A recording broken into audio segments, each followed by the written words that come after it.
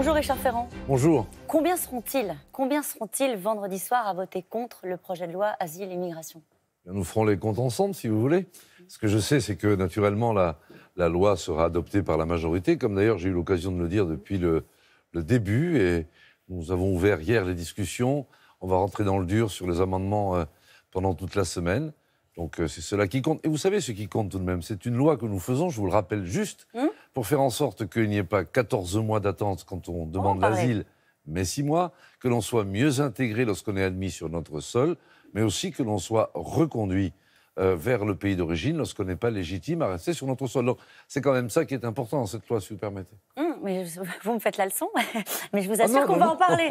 Mais c'est la première fois qu'on voit en réalité La République En Marche se diviser sur un texte. Elle n'est pas divisée, vous Elle n'est verrez. pas divisée? Non. Ça veut dire qu'il y aura une poignée de députés qui ont quoi? Vous appelez ça des états d'âme? Qu'est-ce que vous appelez? Comment est-ce que vous l'appelez? Oui, ce qui se passe, si vous voulez, c'est qu'il y a, et c'est bien normal, des débats à l'interne d'une majorité.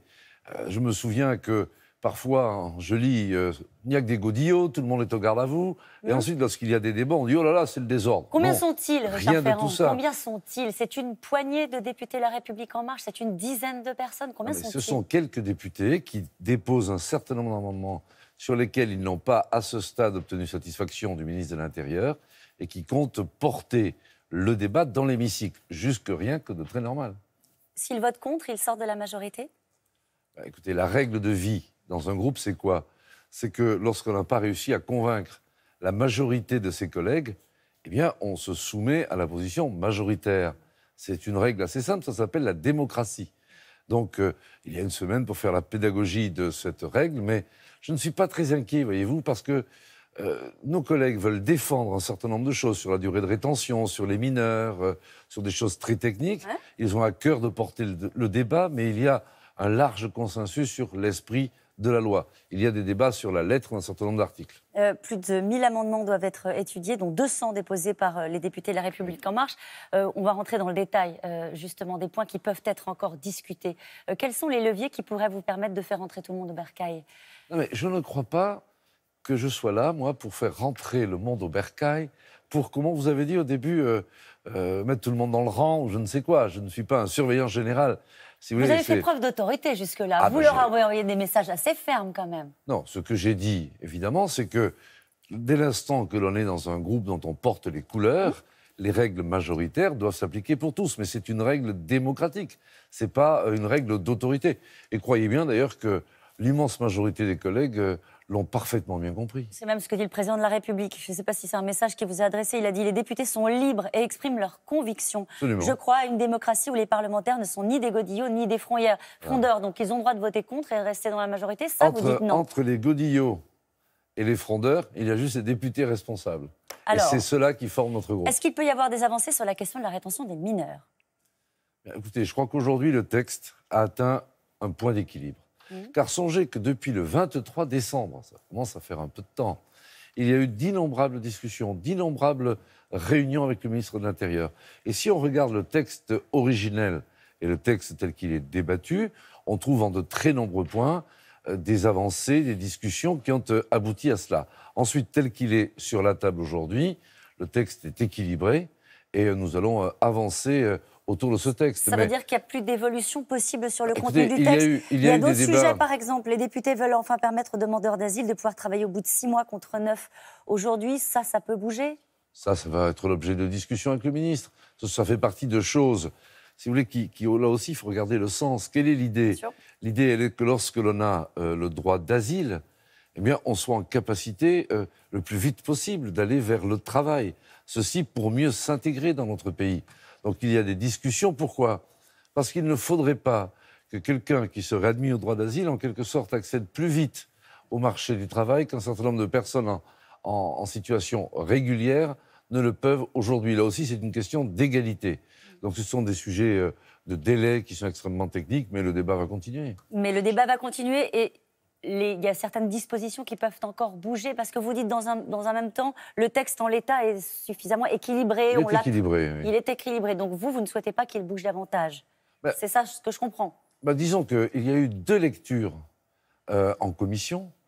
Il y a eu déjà une analyse de fond qui a été faite, d'innombrables réunions. Donc tout le monde a pu s'exprimer, s'entendre, le texte a bougé. Bon, là, il arrive devant l'hémicycle normalement assez stabilisé, mais le débat sert à débattre. Qu'est-ce que vous dites aux associations qui continuent de se mobiliser? Elles étaient encore hier devant l'Assemblée nationale, considérant que ce texte est liberticide, que la France rompt avec une tradition d'accueil. C'est un bruit de fond pour vous? Non, il faut toujours respecter ce qui se dit, les expressions qui sont là.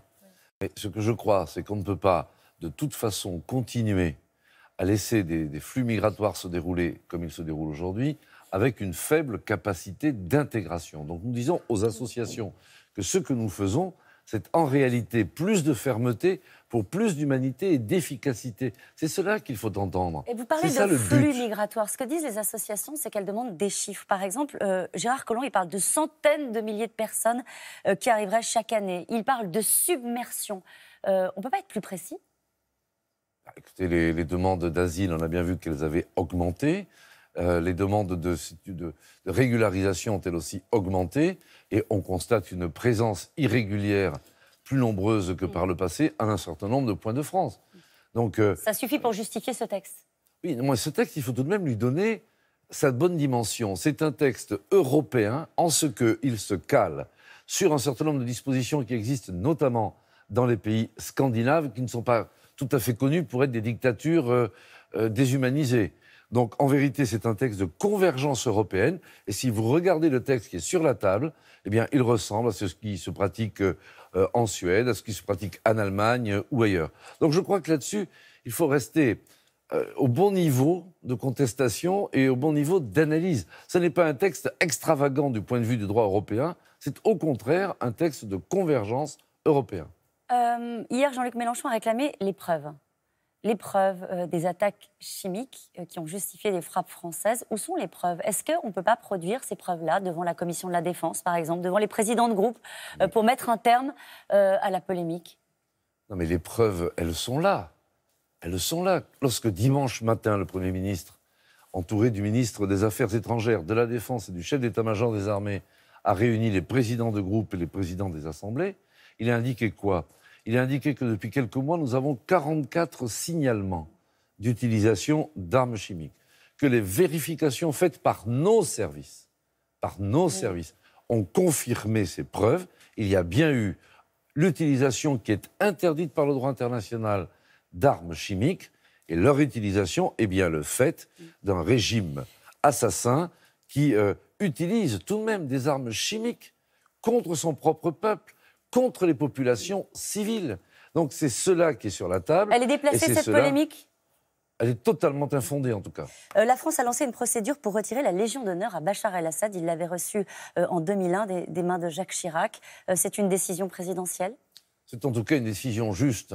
On ne voit pas comment quelqu'un qui se déshonore, qui est un assassin envers son propre peuple, pourrait continuer à arborer la plus haute distinction de notre République. Ce serait juste inconcevable et il est naturellement compréhensible qu'il soit mis fin à cela. C'était une erreur de lui donner en 2001? Écoutez, c'était en tout cas une erreur de la lui laisser aujourd'hui. C'est dit. Merci beaucoup Richard Ferrand. C'est à vous Thierry. Merci beaucoup Caroline. Bonne journée. À demain.